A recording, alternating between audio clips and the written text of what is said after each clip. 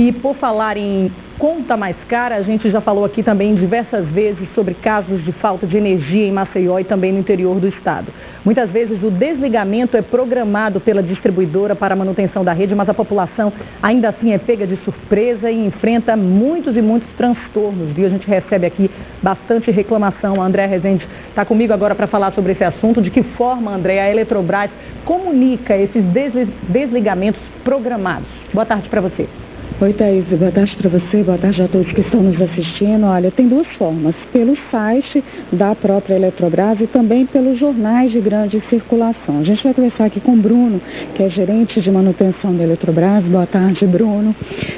Tem outras formas também, a Eletrobras estuda uma maneira de falar direto, avisar direto ao consumidor. Boa tarde, Andréa. Nós temos o trâmite, né, exigido pela legislação. A agência reguladora define alguns critérios, já atendemos esses critérios e, adicionalmente, a gente publica no nosso site e para aqueles consumidores cadastrados a gente também faz alguma comunicação tentando dar essa antecipação àquele consumidor. Tem um tempo médio estimado para cada manutenção, um número de horas, média de horas? Geralmente nós procuramos fazer os desligamentos programados em torno de entre 2 e 6 horas, né? A depender do tipo de serviço que a gente vai precisar fazer. Nós precisamos fazer eles de forma programada, né, para fazer essas manutenções e a gente tenta avaliar a necessidade daquela rede, daquela intervenção, tentando ajustar os serviços dentro desse prazo.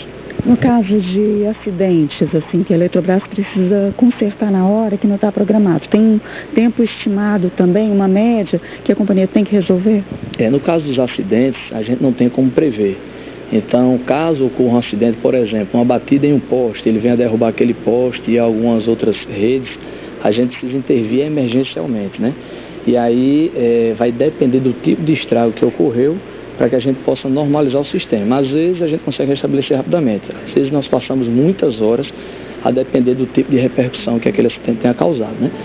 E é importante frisar também dos desligamentos programados, né? Muitas vezes a gente faz a manutenção sem a necessidade de desligar a rede.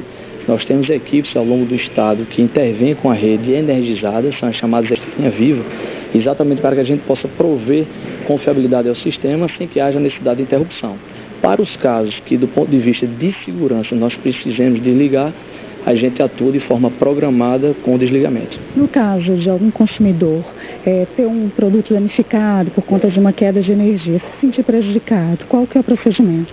Caso haja algo na rede que o consumidor acredite que tem um dano, né, em algum equipamento provocado por um possível distúrbio, ele pode entrar em contato com a Eletrobras através do nosso principal canal, né, o call center, que é o 0800 082 0196, e registrar essa reclamação.